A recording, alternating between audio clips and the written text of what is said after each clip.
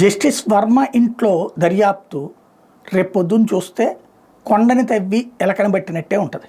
ఎందుకంటే సాధారణంగా చట్టంలో ఒక పద్ధతి ఉంటుంది, సాక్ష్యాల తారుమారు. ఇప్పుడు ఆ మధ్యలో వివేకానంద రెడ్డి మర్డర్ కేసులో అప్పుడు పిఏ మీదన వాళ్ళ మీద పెట్టిన కేసు ఏంటి? సాక్ష్యాల తారుమారు కేసు. ఏం సాక్ష్యాలు తారుమారు చేశారు? చనిపోగానే అక్కడంతా తుడిచేయడం, ఇదంతా జరిగింది అన్నటువంటి. అట్లాగే వివేకానంద రెడ్డి రాసిన లెటర్ని దాచారు అన్నటువంటి. అంటే సాక్ష్యాలు తారుమారు చేశారు అన్నటువంటి. దాని ఆధారంగా వాళ్ళు రోజుల తరబడి జైల్లో ఉన్నారుగా. ఆ తర్వాత చాలా నరకం కూడా అనిపించారు కదా, ఇప్పటికీ విచారణ ఫేస్ చేస్తున్నారు కదా. ఇప్పుడు జస్టిస్ వర్మ గారి ఇంట్లో తగలబడ్డాయి నోట్ల కట్టలు. ఇది బయటకు వచ్చినాయి విజువల్స్.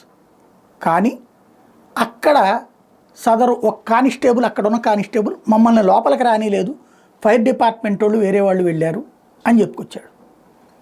వాళ్ళల్లో ఎవరో ఇది లీక్ చేయకపోతే ఈ విషయం బయటకు వచ్చేది కాదు. నెంబర్ 1. నెంబర్ 2, ఇప్పుడు ఆధారాలు ఎక్కడ ఉన్నాయి? ఆ తగలబడ్డటువంటి బూడిదంతా తీసుకెళ్ళి పారబోసేశారు. అందులో నోట్ల ముక్కలు కూడా ఉన్నాయని అక్కడ శానిటరీ డిపార్ట్మెంట్ వాళ్ళు చెప్పారు. ఇంకా సాక్ష్యాలు తారుమారైపోయినాయి కదా, ఇంకేమి నిర్ధారిస్తారు? ఇప్పుడు ఓ 3 న్యాయమూర్తులు, ప్రధాన న్యాయమూర్తుల బృందం వెళ్ళింది. వాళ్ళ ఇంట్లో వెరిఫై చేసి ఫోటోలు అది తీసుకుంది.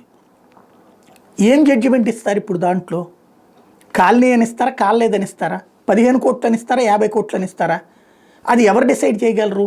ఫోరెన్సిక్ డిపార్ట్మెంట్ వాళ్ళు డిసైడ్ చేయగలరు, లేదంటే రిజర్వ్ బ్యాంక్ అధికారులు లెక్క కట్టగలరు ఎన్ని నోట్లు అవి ఉంటాయి అన్నటువంటిది. ఆ దర్యాప్తు అధికారులు లెక్క తేల్చగలరు. వాళ్ళెవరు కాకుండా వీళ్ళెళ్ళి ఆ దర్యాప్తు ఎట్లా చేస్తారు?